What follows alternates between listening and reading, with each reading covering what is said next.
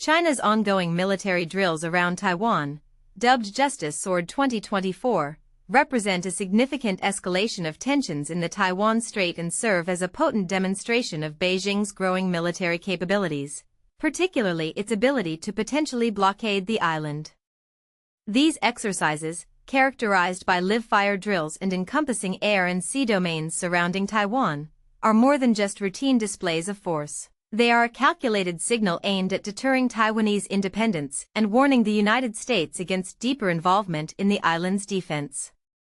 The immediate context for these drills is likely tied to perceived provocations from Taiwan, specifically the recent inauguration of President Lai Ching-te.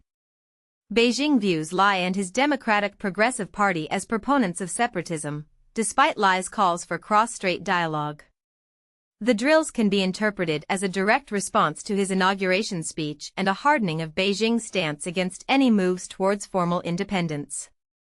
However, to fully grasp the significance of these exercises, one must delve into the historical context of the Taiwan issue. The island has been governed separately from mainland China since 1949, when the nationalist government fled there after losing the Chinese Civil War to the Communists.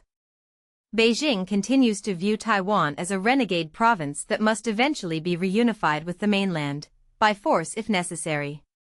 This one country, two systems framework has been consistently rejected by the majority of Taiwanese, who prefer to maintain their de facto independence.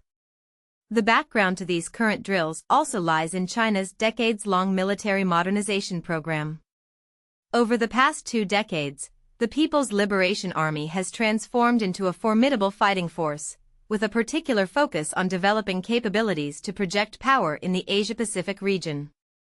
This includes significant investments in naval power, air power, and missile technology, all of which are being showcased in these exercises. The exercises are not merely about demonstrating existing capabilities, but also about testing and refining those capabilities in a realistic operational environment. They allow the PLA to practice coordinated air and sea operations, improve its targeting capabilities, and assess its logistical readiness for a potential conflict. The focus on blockade capabilities is particularly concerning. The drills demonstrate China's ability to cut off Taiwan's access to vital sea lanes, potentially crippling its economy and isolating the island. A successful blockade could exert immense pressure on Taiwan's government and population, forcing it to negotiate on Beijing's terms. Furthermore, these drills serve as a warning to the United States and its allies, signaling the high costs and risks associated with intervening in a potential conflict.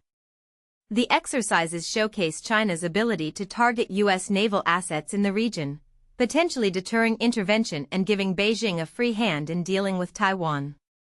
From a strategic perspective, Justice Sword 2024 is a complex signaling exercise.